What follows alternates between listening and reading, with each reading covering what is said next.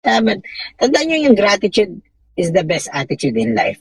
The more you show gratitude, the more you will know how blessed you are. Ang pinaka iisipin nyo na problema ay yung problema na meron si Chris Aquino. I'm sorry to give her an example. Kasi Chris Aquino, she has a lot of money. She has fame. Yeah. Pero, si Chris Aquino, hindi niya kayang pagalingin ang sarili niya. Yeah. Sa kama, hindi makagala, hindi makatayo. Diba? Kayo, you have all the means.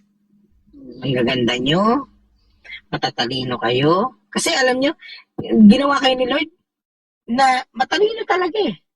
Hindi naman gagawa si Lord na isang tao na walang alam, walang talino. Kita nyo nga, eto sorry to say this. May nakikita kayo may mga kapansanan, pero nagagawa nila, nakakapag-drawing. Yes. Ang galing kumanta. Pero tayo wala nun. Ganun katalino ang Panginoon. Walang pare-parehas na talent.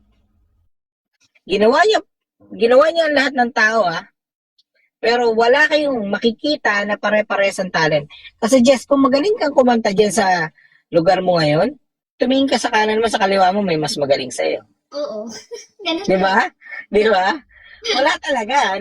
Lahat ng ginawa ng Panginoon dito, sa mundo na to, sabihin ko sa inyo, hindi pantay-pantay. May iba't ibang talent. Kaya, there's no such thing as competition. Lahat pwede. Lahat kaya. If you just know kung gaano ka powerful ang mind ng tao, kaya maging billionaire. True. By just thinking that you're a billionaire. Yes. Diba? Okay, so Kuya, Yes. before I'm about to go now. before ka umalis or before ma-end tong live na to, last question na lang po or Please. last message na lang po para sa mga taong ungrateful and yung mga taong hindi malawak yung pag-iisip. Okay. Number one, stop dwelling on those people na hindi ka naiintindihan. Kasi isipin nyo to. Nakipagtalo ka sa, let's be realistic na lang. Nakipagtalo ka sa tanga. Natalo ka. Anong game mo? Sige nga. Magtalo ka sa tanga. Laruan ng mga tanga. O, di ba?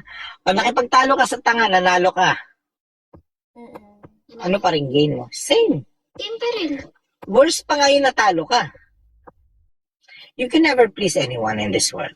Kasi, as long as they're not the people who put the food on your plate, at alam mo sa sarili mo na you're worth it, ay yung worth mo sa sarili mo, at alam mo na tama ka, na malinis ang hangarin mo. Kasi tandaan nyo, yung pagiging tama, madaling i-prove yan eh. Pero yung pagiging kind, mahirap. Oo.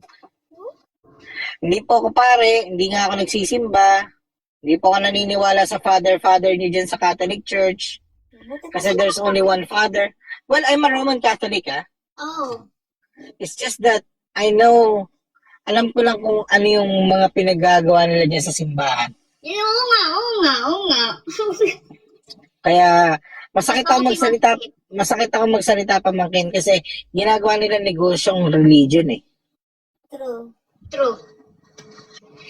Yung tungkol naman doon sa ungrateful na tao, ipag-pray nyo na one day